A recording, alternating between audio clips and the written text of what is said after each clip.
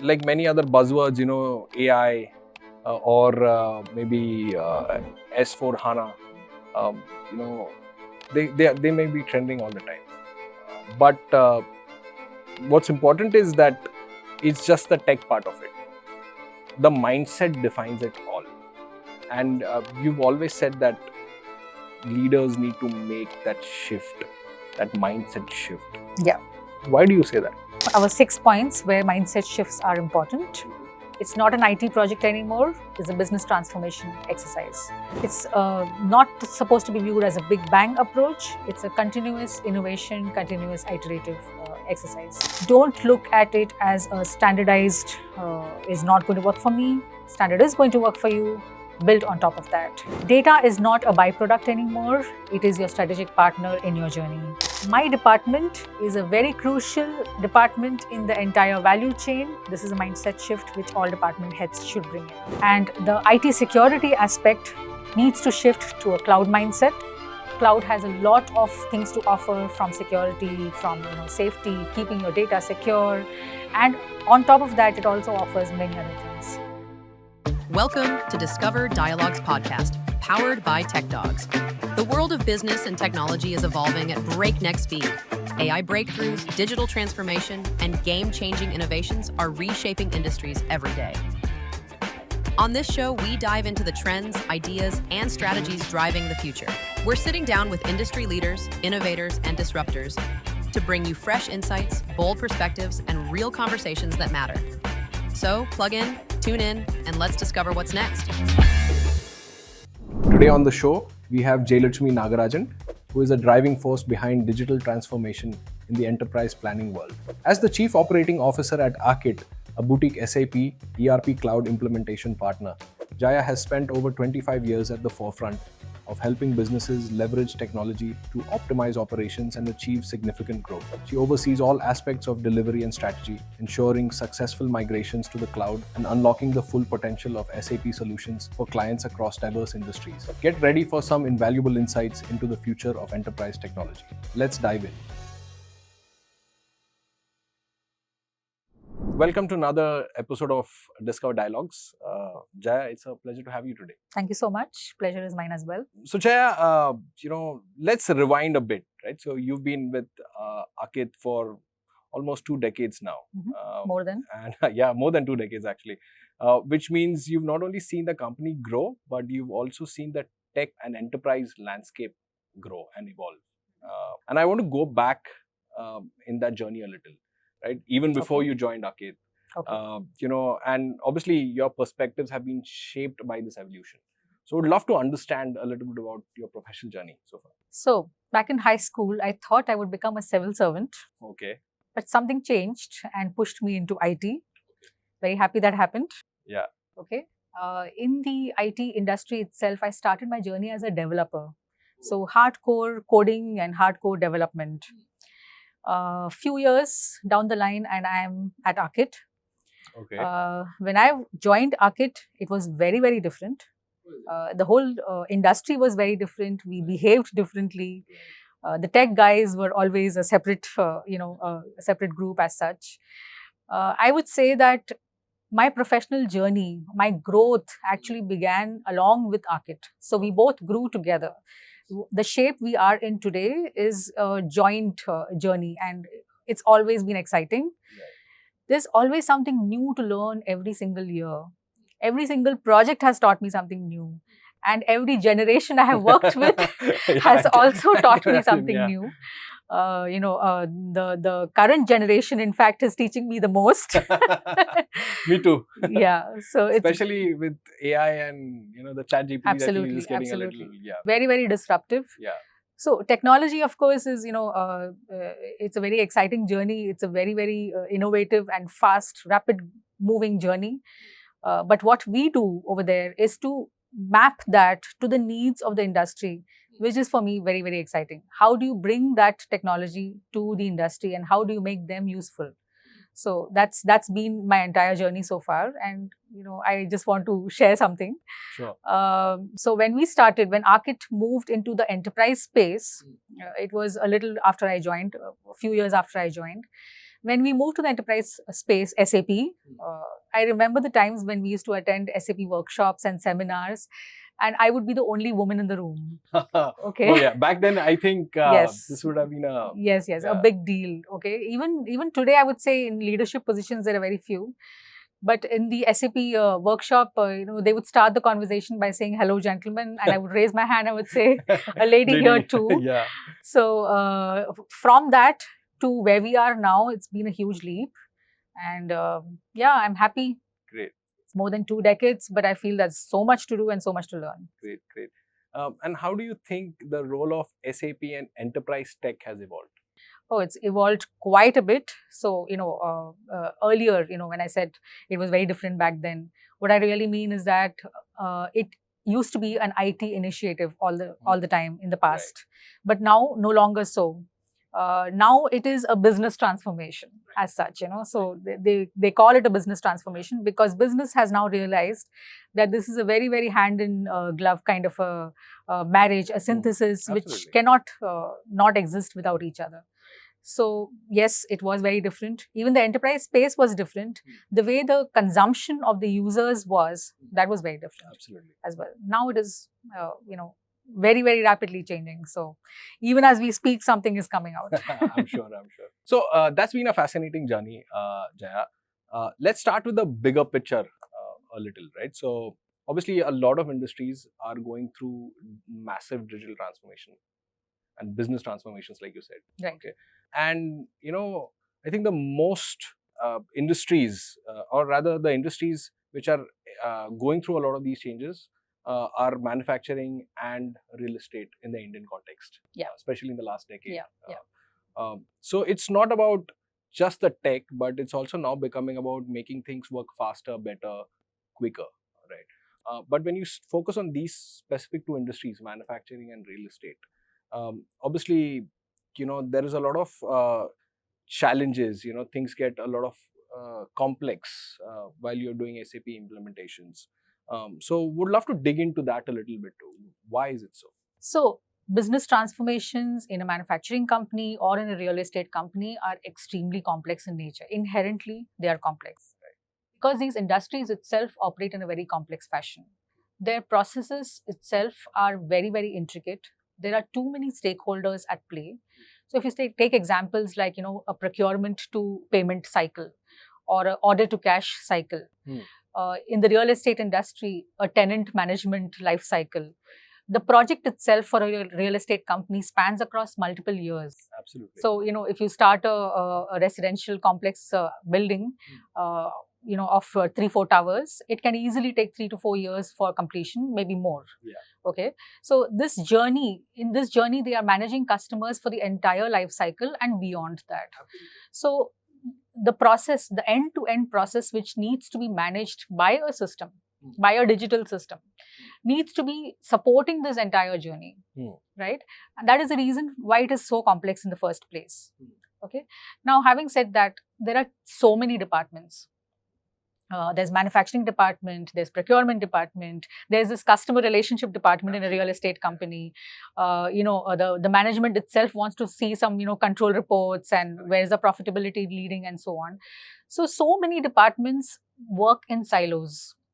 I can easily tell you some examples from the past where the most important data of an organization, of any of these organizations, was always in the laptop of one guy. It was in an Excel sheet, it was through multiple Excel sheets, and one guy held that information. But this is the same way in each department. So each department will have their own Excel sheets. They work in silos. And if they need information between each other, it used to be via phone calls, via emails, and so on. Right. So these organizations need to make it more coherent. They need to work together. And they need that single source of truth. So, an integrated system like SAP is required. So, in the digital transformation journey, this end-to-end process mapping, the complexity of the processes, the multiple stakeholders at play, all these things need to be managed by an integrated digital transformation journey. And, we will call it journey because it's not just one project. Yeah, it's absolutely. going to be, multiple things to be done at the same time. And also, the other important factor over here to be considered is that now data is something which is very different from the past. How we are collecting the data and how we are using it, the way we are seeing that right now is very different from what we used to do in the past. Yeah. So the digital transformation journey becomes complex when it comes to even that factor. Yeah. Both these industries also have a lot of regulatory and statutory compliances to be met. Okay, so when it comes to reporting, or even if it comes to regulatory authorities like RERA, for example, in the real estate industry, in India we do have a lot of regulations coming in from RERA. Right. All these become very complex to handle if there are no digital transformations in place, and therefore these organizations cannot afford to work in silos anymore, and they need to bring in digital transformation very soon to themselves. So I'm just going to double click on something, right? So there are two aspects that really stood out to me. One was, you talked about business functions operating in silos. Then the other part that you touched upon was data, right? Yeah. Now, I think over the last 2 decades or so, you would have seen that the amount of data that you captured probably 20 years back is very different than the amount of data that you're capturing today. Correct. Okay? And then the amount of stakeholders and business functions has also grown a lot more, yes, right? And yes, absolutely. SAP implementations, in many ways, is the answer, to bringing all of this together. Yes. But it is notoriously complex. Absolutely. And when businesses are wanting to, implement SAP, I'm sure there are a lot of things that they get wrong. Okay, or there could be these things where you could say there are pitfalls that they always, fall into, if I was to say. What are those, and how do you guys approach them? So there are many pitfalls, and in my experience of implementing projects across the years, I have encountered quite a few. Some of them stand out, some of them are repeating across organizations. In the Indian context, for example, there are many manufacturing companies who we have worked with, who we continue to work with, who are family-owned businesses. Even if they have brought in a new generation of top managers like the CXO layer, even then it is hugely controlled by the top management. Now, having said that, what happens is a digital transformation journey begins in the head of a top manager. He takes it to the owner or the the MD or whatever the position is, and it gets sanctioned somehow. Okay, and all the instructions coming down the line is not very transparent. It is not very easy flowing. So the decision is taken. We are going in for an SAP implementation. And many times I have walked into a project kickoff meeting where the right guys are not yet present. The important guys from the top management are there. And as an afterthought, they will open the conference room door or the boardroom door and they will say, hey, that guy, he needs to be here too. Usko bula lo. Achha. So they will bring that guy in. And when he enters the room, he or she does not know what is going on. Absolutely. What is this decision? What is going to happen? And what is being discussed here? He or she is not mentally prepared to absorb what is going to be said. So the number one pitfall, I would say, is that the vision is not transferred to the rest of the organization. Then there are other factors like, for example, the complexity of their own data. These organizations have operated since multiple years. Okay, they have a huge amount of data from all these years, their history of doing things in a certain way. And what is highly underestimated is how do we get this data from the legacy system to a system like SAP? Yeah. Data migration is a very underrated and not thought about factor in any such project. And what we try to tell them is that, you need to give in a lot of energy, and we do tell them right from the beginning, and we help them do this exercise as well. But data migration is a very common pitfall, which, does not lead to good, successful journeys in the transformation exercise as such. Another very important pitfall is change management. Okay, I'm sure. So I mean, if you're leading a organization-wide digital transformation, I mean, this is going to be one of the biggest ones, in fact. Biggest ones, so change management and user adoption. So the thing to remember is that while the important decision of going with a product like SAP, for example, has been taken by the top guy, it is not the top guy who's going to operate your system. Absolutely. Right? Yeah. So it's somebody who is a middle manager, somebody who's very, very far below in that ladder. He's the one who is going to use the system. And if we did not consciously manage that there is going to be a change, it's not going to be easy for him to adopt. Right. And the user needs to get the feeling that he is involved. He has been respectfully asked. He is completely engaged in the entire journey. Not that you hand him a paper and you say, here is a system and go ahead and you need to implement it from tomorrow. Right. Okay. When we do that, of course, in an organizational setup, whatever be the culture of that organization, he or she is going to do the task, which has been asked for. No doubt about that. Yeah. And the business transformation journey is not about changing the culture of the organization, but for the purpose of the project, the culture needs to be changed a little bit. So we highly encourage that change management be taken up as a conscious exercise. If he is engaged, if he knows what's happening, if he's communicated well in time, then he knows what to do, he knows what to expect. The fear of, this is going to change my life, not for the good, but for the worse, that fear is going to not help the organization. So, every person is important in the entire setup. Right. If there are too many people who are thinking that what's happening with us is not right, or we didn't know what is going to come up for us in this journey, then there are so many people who are on the other side of the spectrum. Absolutely. As such. Imagine, yeah. Right? So we need to take everyone along, and change management definitely is one of the most important aspects to this transformation journey, and which is a common pitfall and which we have always seen not working right if it has not been managed consciously from the beginning. So just to summarize, so we're talking about vision alignment. Okay, we are talking about data issues. Right. We are talking about change management. Right. But SAP implementations, in my opinion, have been known to be really long. Yes. And the requirements keep on changing on the fly, or they just keep on adding. And that's just one part of it, right? The other part of it I've also read about is, how post implementation sometimes it just doesn't fly through because there was no support. Yeah.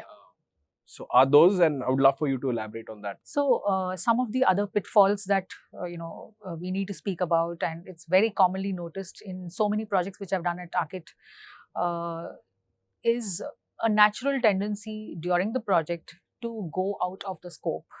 Okay, so there's a defined scope. We say, okay, we are implementing for so and so departments. These are the processes that we will implement, and so on. But within those processes itself, there's a tendency to tweak it, to make it very, very customized for the organization, and so on. This is a very easy trap. Okay, and this trap leads to an elongated process of getting something quickly. You need to get the benefits of your implementation rather fast. And if we want to do that, then the way to go about it would be to stick to a fit to standard approach first. After all, this is a journey. It's not a single project. It's not something which you will start on a certain date, end on a certain date, and that's it. You will not look at transformations at all in the future. This journey is only the beginning now. So if you are integrating all departments, this is only the beginning.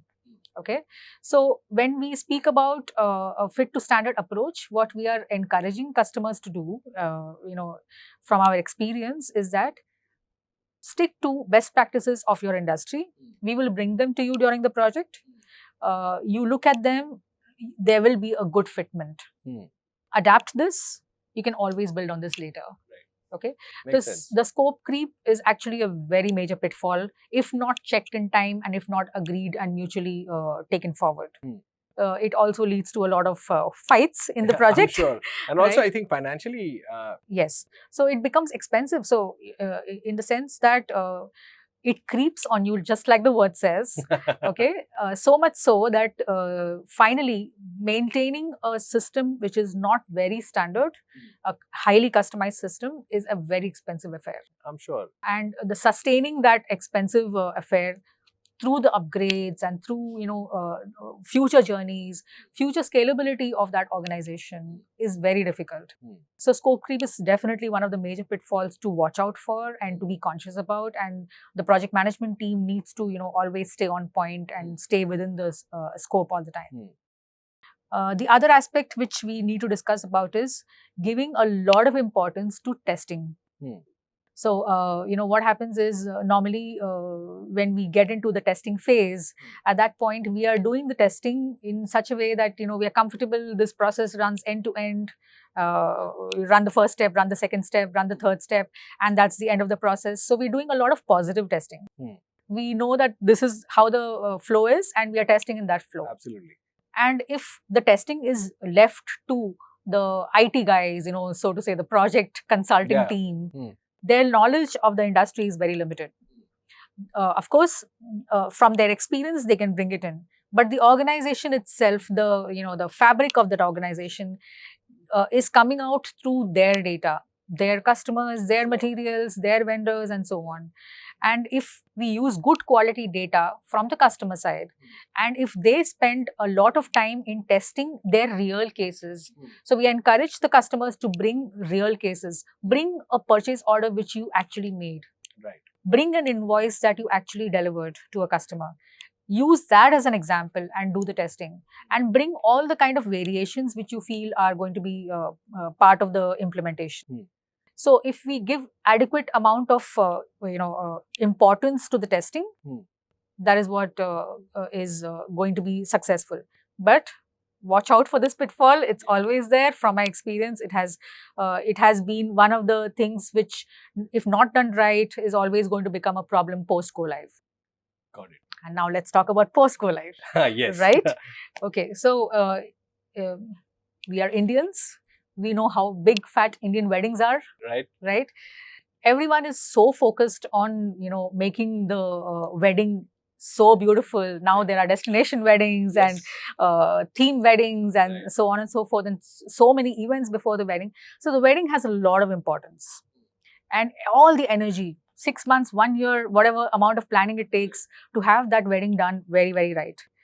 But the more important thing is to focus on the marriage. Marriage, absolutely, yes. Right? Yes. So wedding is just the beginning. Very important to know the common pitfall in an SAP implementation project or any business transformation project is that the go live is just the wedding. Yeah. Okay. And the post go live, where you need to sustain through it, where you need to, be in the honeymoon phase and the post-honeymoon phase and the firefighting phase, and, you encountering a process for the very first time, and, whether the system is capable of handling it or not. And if not, how do we quickly adapt? These are the things which are very important. Right. So, giving a lot of importance to hypercare and to post-go-live support, if not done right, is a very common pitfall, and that can actually break the implementation. Obviously, we've covered the pitfalls, right? We talked about business alignment, we talked about vision alignment, we talked data, we talked about post go live support, and many other points there. But like many other buzzwords, AI or maybe S4 HANA, they may be trending all the time. But what's important is that it's just the tech part of it. The mindset defines it all. And you've always said that, leaders need to make that shift, that mindset shift. Why do you say that? So, first of all, you said S4HANA is a buzzword. It is our bread and butter. Yeah, not a buzzword, but one of the very, very important products in a business transformation journey, and something which we have been doing for a long time. Very, very true that there is a huge mindset shift that is required to be done. Okay. When I say mindset shift, it's the way we used to view it in the past and the way we are going to view it in the future is quite different. Not to blame the people who are viewing it in a different way, but things changed, nobody invited them to the party maybe, but now here we are, and definitely a mindset shift is required.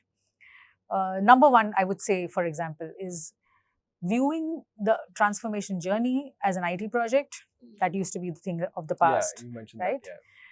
And a business transformation exercise is completely different. So we are using technology.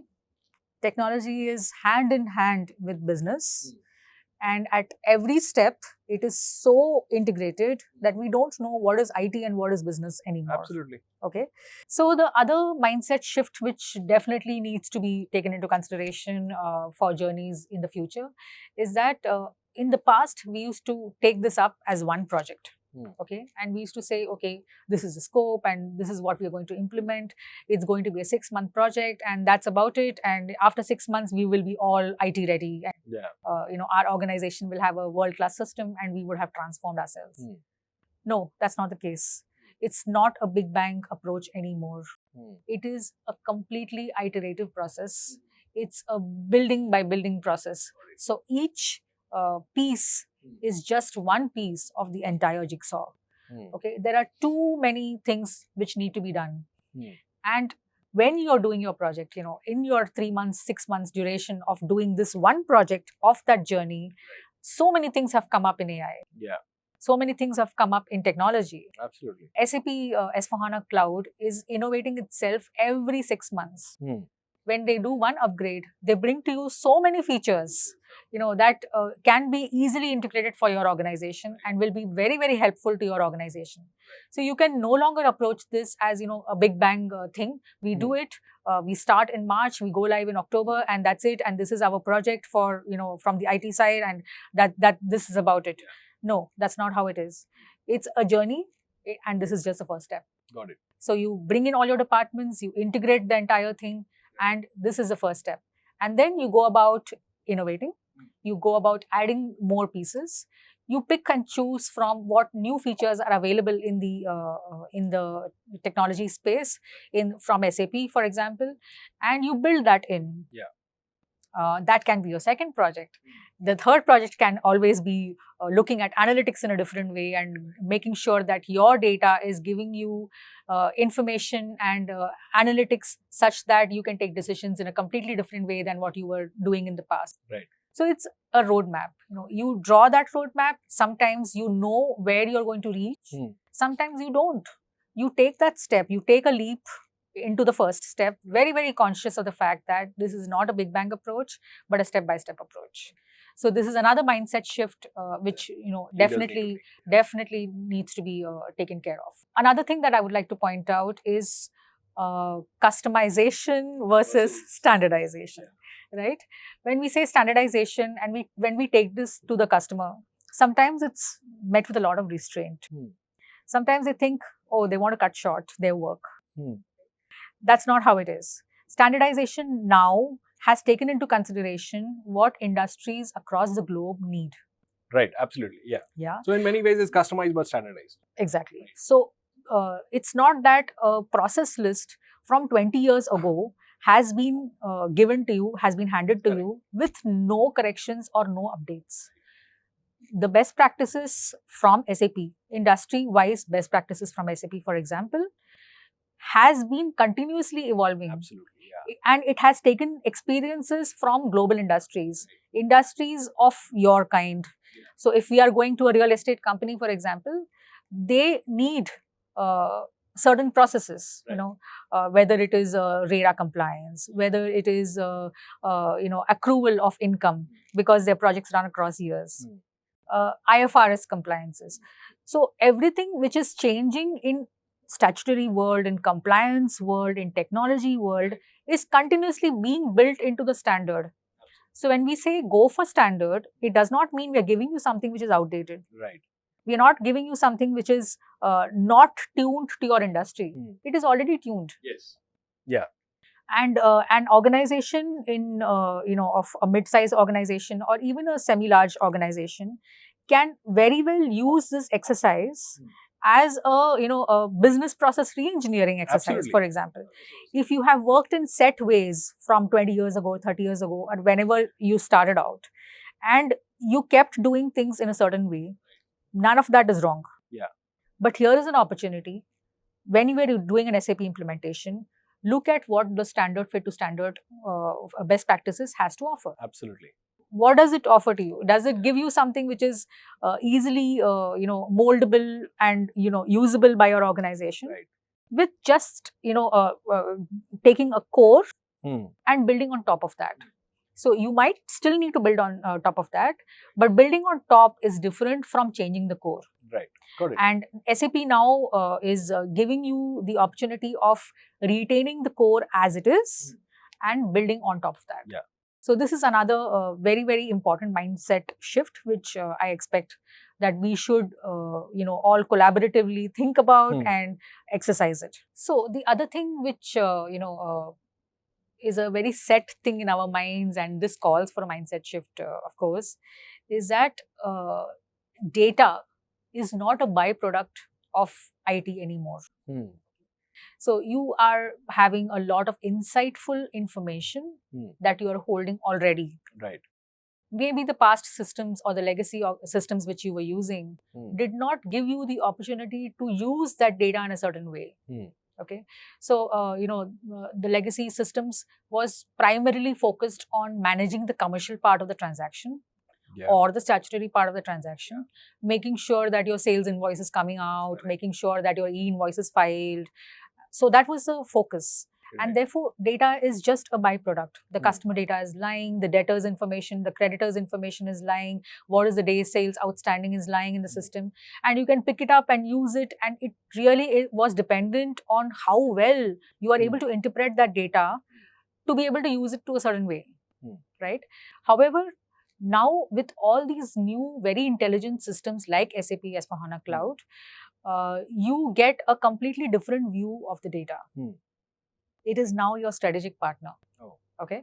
So if you are looking for setting up a new plant, right. If you are looking at acquiring a new region for sales, these decisions can also be based on what was your trend of the past. Okay. It can also tell you what the market is thinking. It can also tell you, how your customers are responding to anything new that you have always introduced. If you, for example, introduced a byproduct, which was not there earlier, how are they reacting to it? Are they takers? And so on. All this information is not needed for you to subjectively analyze. Right. It is available for you to objectively look at from your data. Okay, so data is no longer a byproduct; it is a strategic partner in your journey.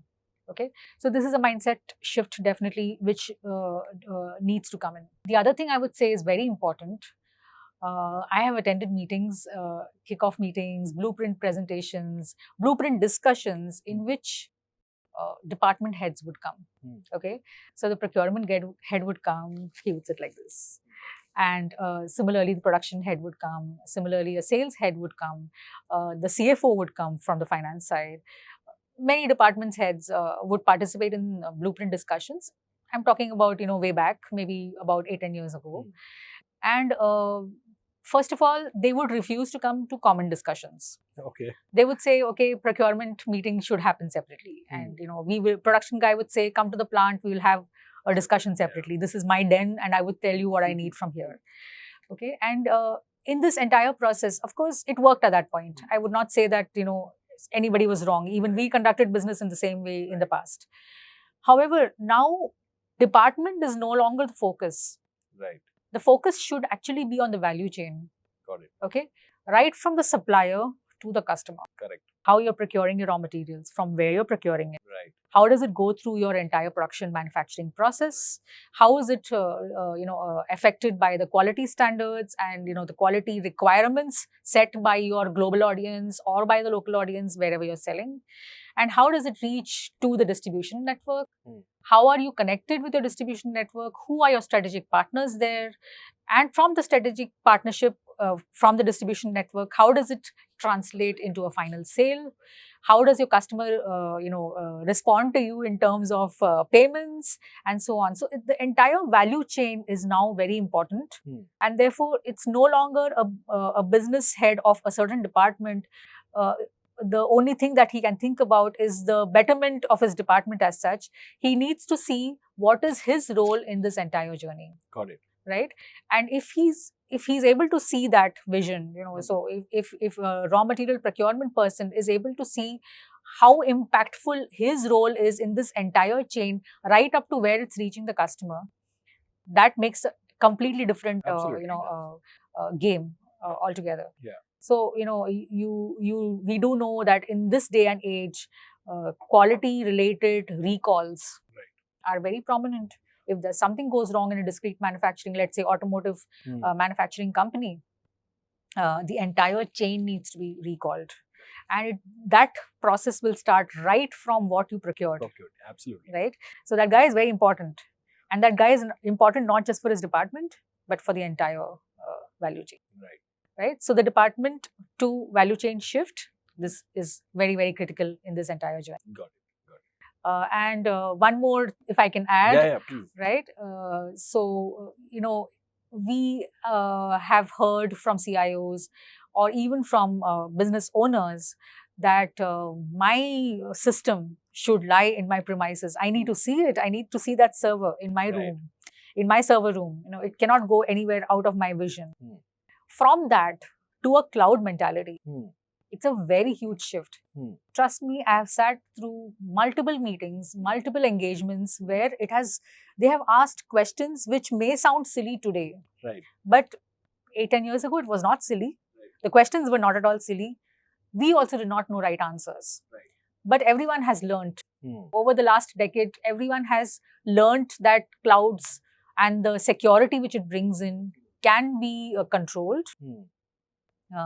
There's a lot more value add which a cloud platform has to offer to you in terms of keeping it secure. Your premises was controlled by one guy. There's this one guy who would open the server room. He had the keys to the server room. He would regulate the temperature in that room. He would make sure that no fire hazard impacts it. And if there's a fire hazard impacting it, where is the backup stored? We have stored backup in bank lockers. Yes. This is where we are coming from.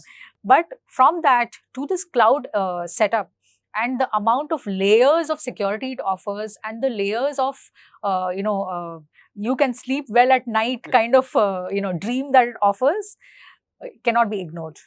And therefore we need to get them into a cloud mentality first. If they have not already reached there, then that mindset shift is a very, very critical piece in this entire journey. Got it.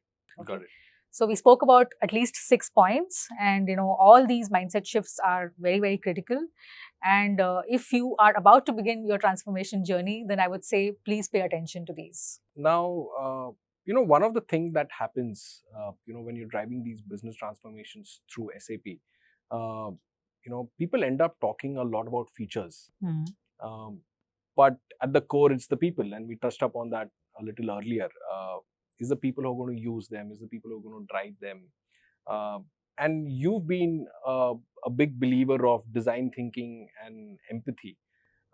Let's unpack that a little. So, do you see a special gleam in my eyes? Yes, I do. Design thinking is a very, very passionate subject for me. I have been doing projects using design thinking as a core strategy for many years. In Aakit, we use this as our mechanism, as our go-to strategy, and this is how we implement projects. In fact, when we started it, we introduced it in small pieces, but now we go full on and we use that as really the core strategy for our implementation. Got it. We need to do more of it is what my opinion is, in fact. I'll explain why. So, design thinking basically puts the entire focus on human centricity. Technology is evolving. Technology is growing at a very, very rapid pace. But what we need to understand is that who is using this? Finally, it's users, people, real people who are using this. Correct. Okay, and when we want to know whether some transformation is going to be really successful, we need to understand how successful it is for the people who are using it. Okay, so it's a complete shift from what can the system do to what do people want. Right. So people have been using systems, different systems, sometimes legacy systems which are only working for their departments, sometimes integrated systems which are working across departments. However, they have been working in a certain way. And they need the transformation journey to be inclusive for them. They need to be part of it. They need to be, at the core of it, in fact. And giving this a full respect and, full dedication to this aspect is extremely critical. And design thinking basically tells you to do that, shift the focus from things, from systems to actually the people who are going to be using it. There is a lot of complexity. There's a lot of ambiguity. People, when they come to the meeting rooms, they have a lot to say. Correct. And they can say it if there is an environment to say it. And building that environment and fostering that kind of an ideating mechanism is what design thinking talks about. Okay, so if you use design thinking in conversations, in the way you conduct a project, in fact, even in a way you conduct a meeting, that makes a sea of a difference. I can give an example. We were doing a rollout for an organization in India who's actually a global organization. And I did not really announce that I'm going to use design thinking as an approach. I just, did it. Okay, so there were tools, there were some charts, there was, post-its, and there were process flow diagrams which were on paper, and it was in a workshop style, and people were around the table and they had to write things and so on. At the end of the entire workshop, the managing director actually told me that I did not expect my people to speak so much. I thought that you would give a presentation, it would be starting on the screen, and people are going to listen, and I may have to give responses on behalf of everyone. But this was a completely different exercise, and people actually spoke. So this is what design thinking does. The tools which it offers brings out the people's emotions, and emotion is an important factor. Yes. It's not just the numbers; it's always about the emotions. So in the journey, if you introduce design thinking, you are going to bring in so much of adaptability. So change management, if we speak about that, we spoke about it in one of the questions. Change management really will happen only if you give that person the importance and you listen to him. You make sure that he is in this with you. And he therefore automatically adopts whatever your vision was and whatever this transformation exercise is going to bring to you. So yes, it's very important, and I'm very happy to always keep doing it in projects. Got it.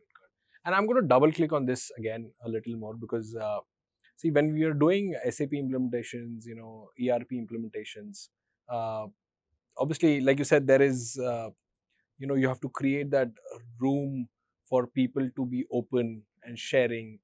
Come up with those ideas. I think there's a point example where you talked about, the MD being so taken aback by his people speaking up. Yes.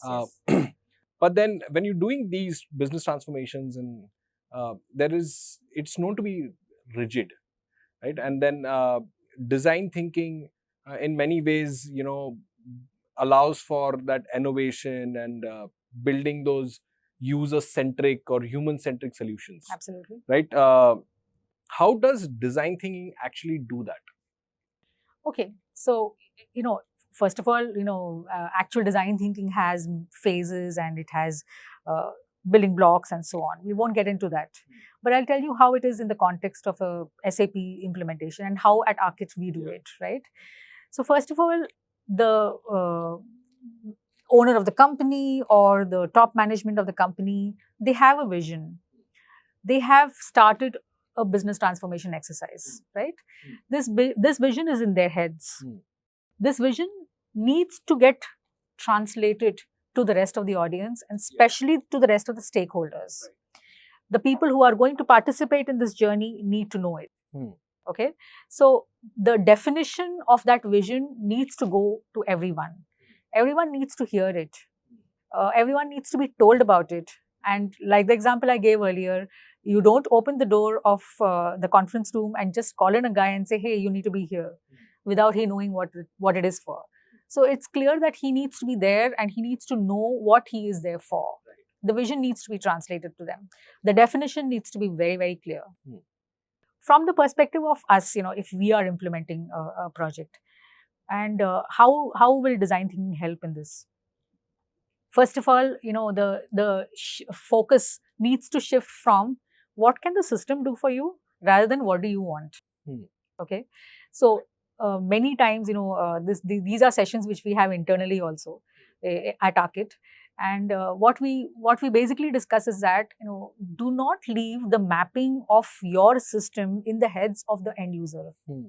The end user needs to be free flow thinking. He needs to think about his business. And mind you, he knows his business really well. We know nothing about it, right? So that shifting of focus from what do you want, let us hear what you want, that brings in empathy. He feels heard, and we therefore understand where we are exactly headed. Okay, so this focus shift brings in a lot of information to us. It brings in a lot of again emotion to the conversation, right? And then you have a collaborative exercise. Like the example I used, you give a lot of space for people to speak, people to think, people to ideate together. It's not a solution which which can be done in one sitting. It is a solution which needs to be discussed. Although we do have standard, we do have a lot of business best practices available as a reference point, we still need to bring it in the context of the organization, right? And that requires ideating. And design thinking helps in giving that collaborative space. So this is something which is extremely important.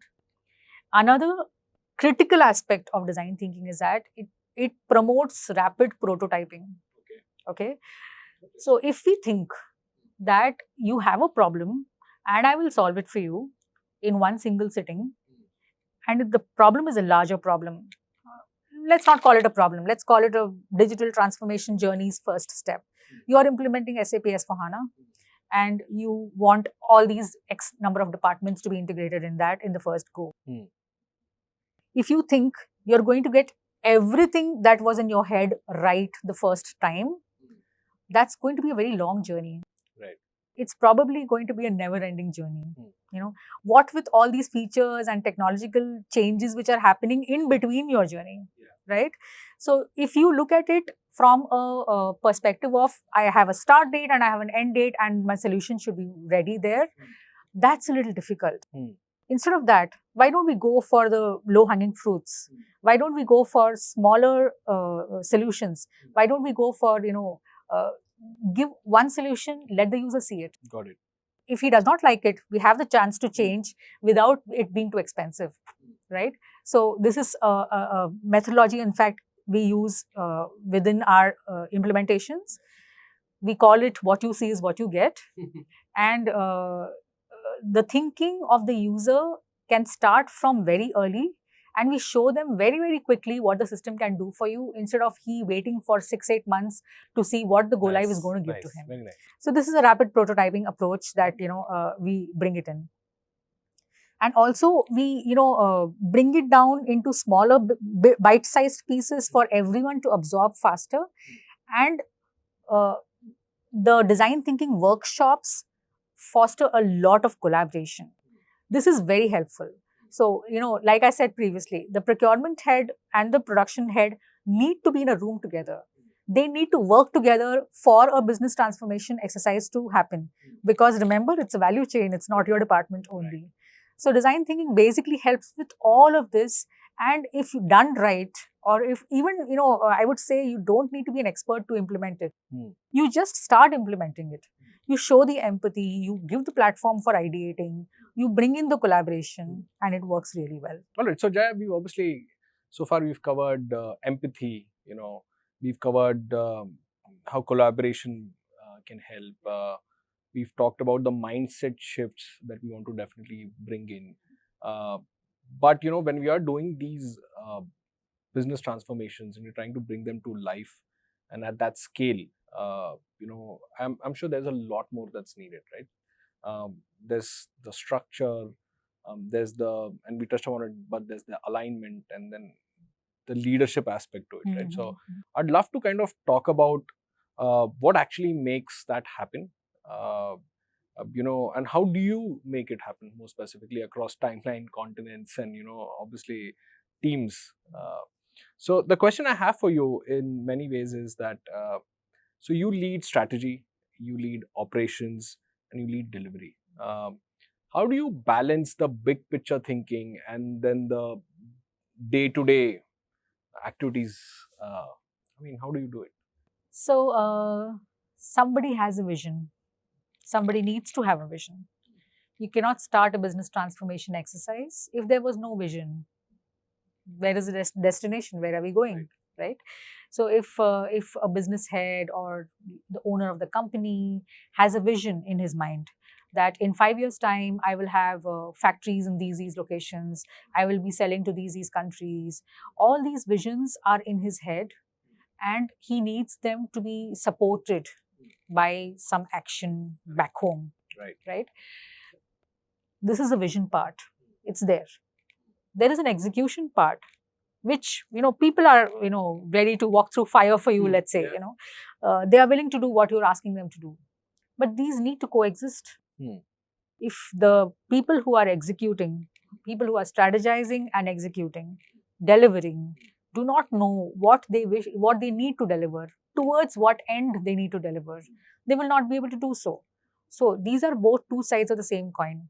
Without vision, this team will be lost. They won't know where to go. And if they are very, very enthusiastic and there is no vision, then there is no point. I mean, everyone is just working hard and not smart, right? So these two things definitely need to coexist between each other. Got it. The vision also needs to translate into actionable goals. Okay, it's not that okay, I want to open 5 factories. It can be a dream, Yeah. but that also needs to translate into something which I can actually make into action. Right. What are the, where is the land? Did I procure it? Where is the machinery going to come from? What are we going to produce? Is it a complementary product? Is it a byproduct of what we are already doing? Is it something which I want to do completely new? So it has to be translated into something which people will understand. Okay. It's not something which it's only in your head and you're not able to, articulate it for the people who are actually going to execute it. So this is critical. So the vision needs to get translated into an actionable goal. And you need to empower the people who are working with you so that they are able to, execute within what their scope or the spectrum is. Okay. People are willing to work hard. Both of them are willing to coexist. Still, things can go wrong in a project. How do we set that right? How do we make sure that everyone is moving in the same direction at the same pace? Right? It's not that somebody is far too ahead and somebody is lagging far too behind. Even, for example, SAP S/4HANA, which we are implementing, is an integrated project. All departments are involved. Correct.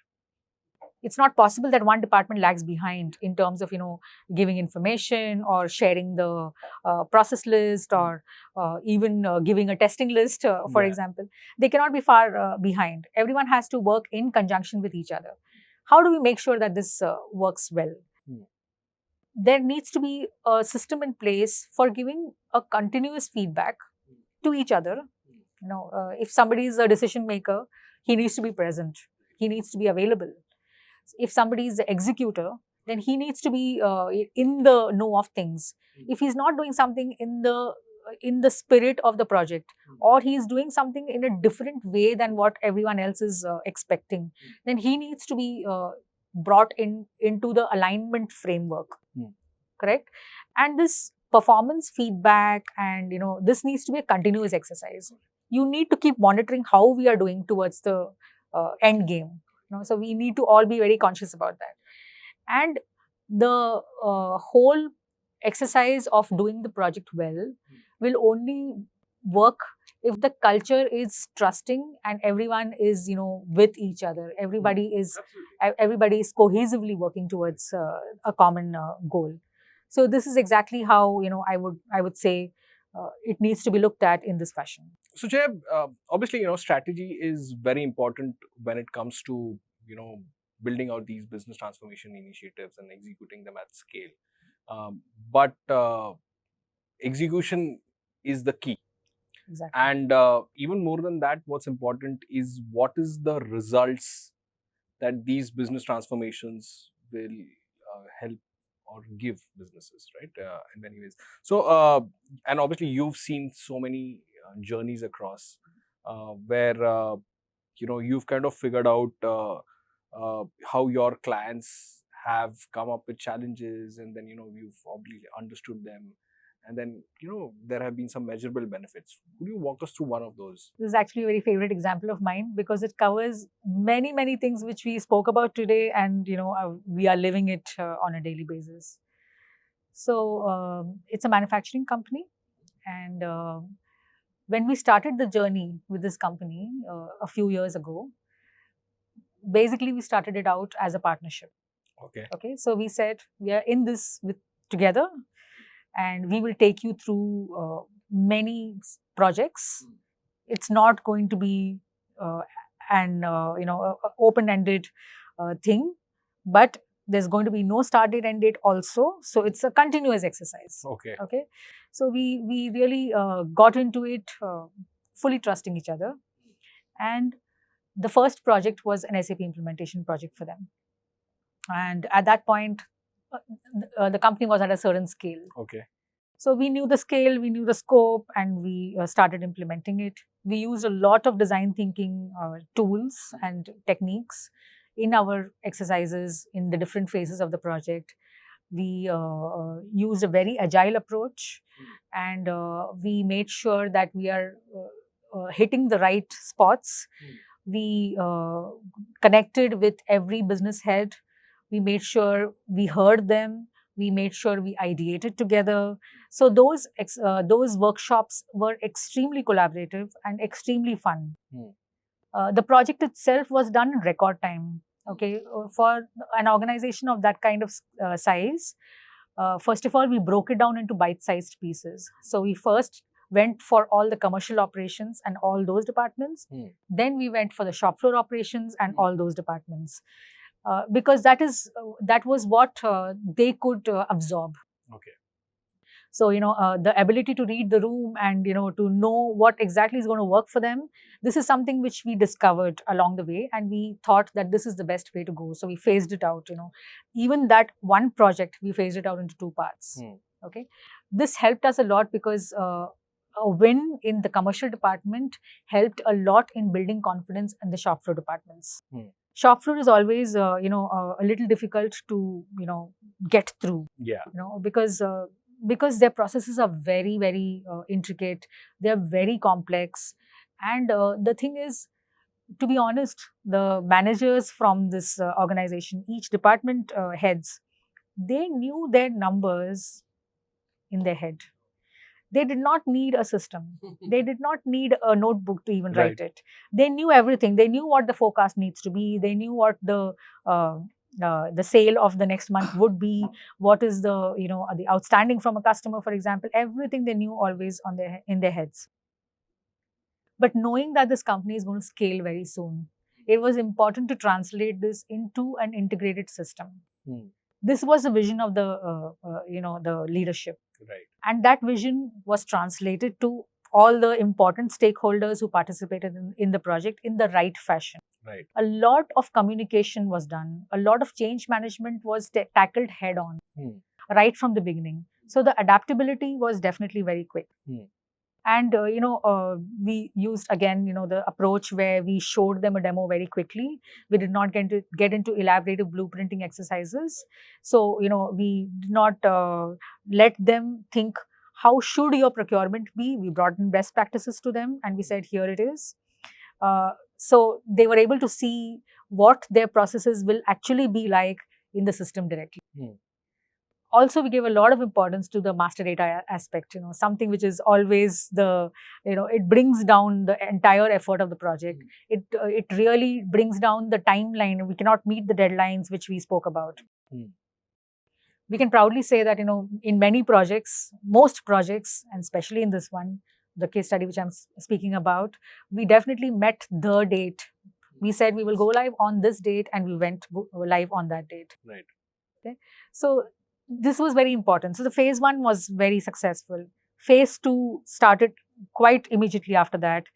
We were able to start it only because phase 1 stabilized so quickly. We focused all our energies on the hypercare, the post-operative kind of care. We gave a lot of importance to that. We made sure that every user has, understood how the system works and has, complete buy-in and is completely online very quickly. And they were reporting from the system, and they were not having a parallel system which was doing the reporting on the other hand. So phase 2 again was very successful. This happened. Flash forward few months, maybe 2 quarters, they expanded the business, which is, a very typical scenario in the manufacturing space, or even, for example, in other spaces as well. But because of the successes of the way the projects were done in the earlier parts, we were able to quickly roll it out to more factories, more plants, and so on. The adaptability there also was extremely good. Across the years, the usability of the system has been great because we have dedicated teams which take care of their engagement, which make sure that what they need from the transformation journey is actually happening for them or not. Right. Not only this, we kept adding more and more elements. So the SAP, like I said, is continuously innovating. There are more and more features. We did a separate exercise, a completely different project, which helped to implement a shop floor operations using QR codes. Oh, nice. Okay, so the material movement using QR codes, which was a first in a setup like theirs. And when we did this project, it was done with complete design thinking in mind. So we all got in together. We ideated on a table together. We actually drew the shop floor machines. Okay, and we asked the managers to tell us at what points they are going to track the materials. This was a completely collaborative exercise. And when we did this, we realized that the design which we had made in our system is actually not the one which is going to be translated here. It was very easy to find this out, and very good that we found it out at that phase, because otherwise it would have been an expensive exercise. So this is the rapid prototyping bit which I keep speaking about. When we were doing this diagramming at that phase, at that point we figured out that we want the user to capture a material at this phase, but the manager says, oh no, but we don't even have a station here. We don't have an SAP computer there. We cannot do it here. We have to move it to this phase. So, this engagement, although everyone has worked with the customer for a long time, the ideating really helps, because everyone is not good at everything, right? And a collaborative exercise makes the whole point go better. Right. So this is another project which we did. So it's a continuous journey, and it is something which is not going to ever stop. We will keep bringing in more and more features and facilities to this transformation exercise of theirs. We will keep making sure that all their associated businesses are also covered in this digital roadmap. Okay, so this is definitely, is a classic example of how we did things right and in a very, very agile fashion. So Jaya, fantastic example there. Now, ERP is a very competitive space, and value isn't always about size, the way I look at it, right? Especially Absolutely. in business transformations, right? So it could be about the delivery aspect, the agility aspect, or could be about the innovation that you brought in, or it could be about the consistency. What do you think sets Aakit apart in this crowded ERP space? Interesting question, and very important question also. First of all, when we take up projects, we look at it as a journey. We look at it as a partnership with the customer. We know that this is going to be a transformation exercise for the customer, and this is only the first step. If we are engaging with the customer for the first time, then it is only the first step. And right from early on, we make sure to deliver this emotion back to the customer, that this is a journey and we are going to be in it together. We are going to take all these steps together, and we will also introduce you to help innovate yourselves in the way technology allows you to do that, and which is going to be beneficial for your business. Got it. Okay. when we are within the spectrum of the project itself, within the framework of the project itself, there are many things which we do which really sets us apart. One example which we already spoke about is using design thinking as a cue. Yeah. We make sure that our methodology is built in such a way that we show to the customer what they're going to get very, very early on in the project. It's built into the methodology right in the beginning. We show them how their final product is going to look like, at least a very good flavor of it. Okay. So what happens is, when we get into meetings and discuss blueprints, it is a very, first of all, blueprint is a buzzword. Yeah. Okay. And people are thinking, oh, I need to outline the entire process of my department and so on. And we need to keep bringing them back to standard. We keep bringing them back to what can be already achieved using the best practices which SAP is offering to them. And, when we are doing that, the conversations are very elaborate. And the conversations are extremely, boring sometimes. So much so that at some point the audience has switched off. Okay. What works best, on the other hand, is that show them something. Okay. Instead of pages and pages of blueprint, there was a time when we used to print blueprints like this. I'm sure. And give it to them, and we used to tell them, read this blueprint and sign it off for us. And the question which the manager would ask us is, have you covered everything that we spoke? And we say, yes. Okay, then I'm just signing it. I'm not reading it. Yeah. Okay. But this was always leading to scope creep problems later and so on.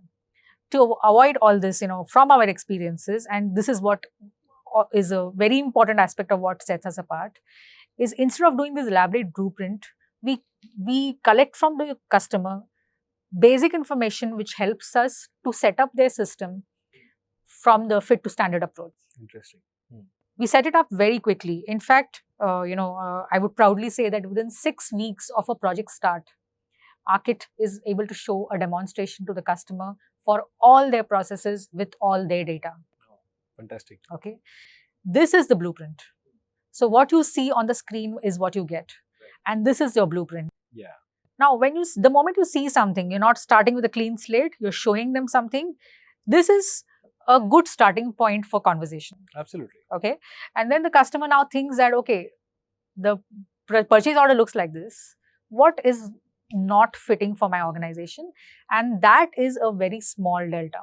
Yes. And in our experience, the percentage change between what we have shown them and what they actually want is less than 20%, which is phenomenal. Yes, absolutely. Okay? And it takes away the months of blueprint discussions which we were supposed to have with them, and traditional projects used to have it in that fashion. Right.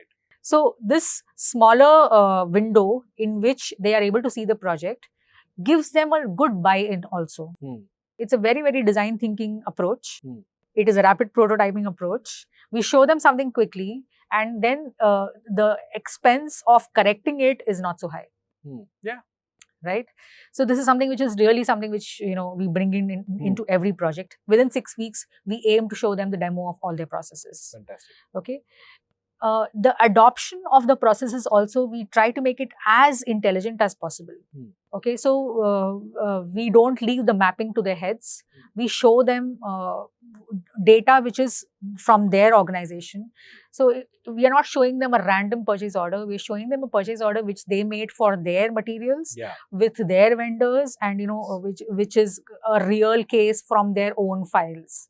So when somebody is seeing a demo like this on the screen, he is able to very, very correlate easily with that and able to give good feedback. Correct. Very constructive feedback, which we are able to build in. And we call this the Delta Blueprint phase. Nice. Okay, so this is a very important methodology step which we have taken, and this brings a lot of success to our projects. Now, once the project is live, hypercare, like I already said, the example which I used about the wedding, same example, same reference point, but a different example here. So, for example, somebody is getting a knee surgery. Okay, if you know anyone who has got a knee surgery, you will know very well that the surgery is just the beginning. Yeah. Okay, and after that is a real pain. Yeah. Okay, I shifted from the wedding example because we're talking about pain here. Yeah. Okay, the pain is going to be there. First of all, to acknowledge that there will be pain after go live is a critical step. The pain needs to be managed. The pain needs to be channelized into something which is going to benefit you in the long run. You need to do those physiotherapy exercises. You need to start learning to walk all over again, maybe. So it's possible that despite all the efforts that you took during the project, you have still not managed to get a group of people completely tuned to your system, and they are actually going to use it for the very first time after go live. That makes the post-operative care extremely critical. So the hypercare phase is something which we are very tuned to, and that brings a lot of value from us. We want to bring it into every project. And then beyond, beyond all this is also the fact that there's a very big leadership connect. Okay. Our leadership is always connected to the leadership of the customers directly, one-on-one. There are not many layers. We are in direct connection with the either the owner of the company or the CIO or whoever is heading the business. The leadership of the customer and the leadership of Aakit is always very well connected in every single project. There's not a single project which we have executed so far in which we were not involved.